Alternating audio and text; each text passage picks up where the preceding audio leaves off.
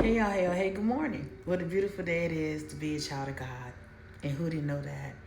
You know, I know a lot of people that feel that if they come over to this side or if they become a child of God and give their life to Christ and surrender all to Him, that they have to obey what He says. And when you think of the word obedience, you think about rules, you think about maybe discipline, maybe how you grew up and you had to follow all these rules and it was just too much, and now you're grown, you want to do what you want to do. But what if I said that obedience is not supposed to be a burden when it comes to our Father, but it is the path to a rich and enjoyable and pleasurable life? Because in the Word, it tells us that obedience is better than sacrifice. And then when you rebel against the Father, that's a sin. 1 Samuel chapter 15, going to verse 22. So Samuel said, "Has the Lord as great delight in burnt offerings and sacrifices as in obeying the voice of the Lord?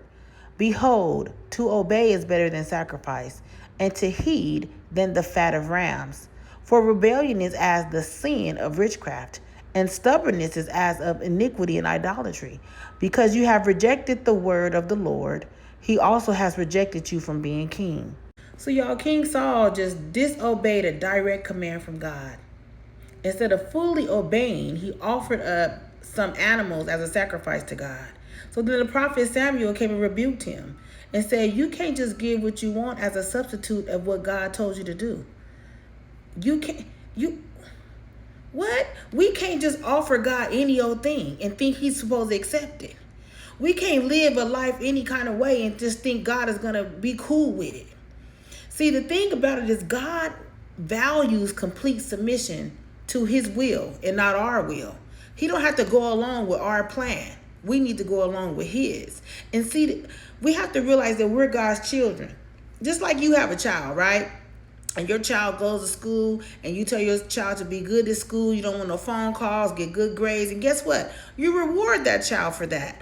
But then a child that doesn't listen and gets phone calls and doesn't get good grades, then guess what? That child gets disciplined. That child gets chastised. See, there's blessings that come with the obedience.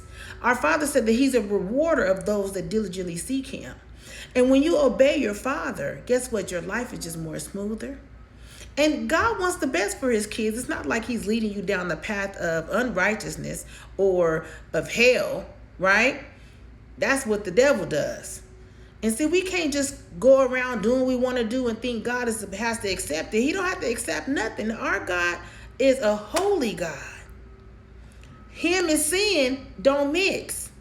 He loves the sinner, but not the sin. So we have to really remember that and think about that.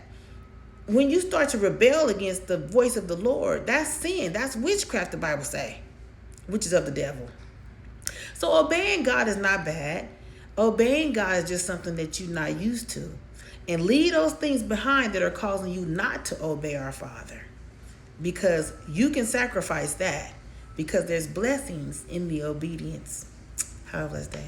It says that stubbornness is as iniquity and idolatry.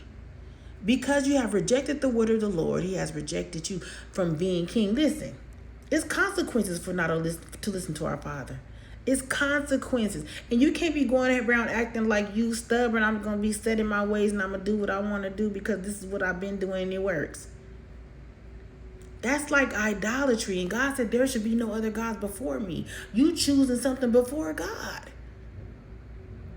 Lord, listen, y'all. It's not as bad as you think.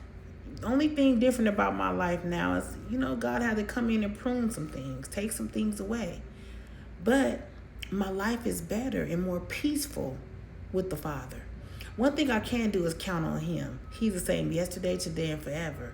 And if I need anything, I don't have to worry about him going and talking about me behind my back and saying I owe him some money and we'll do. No.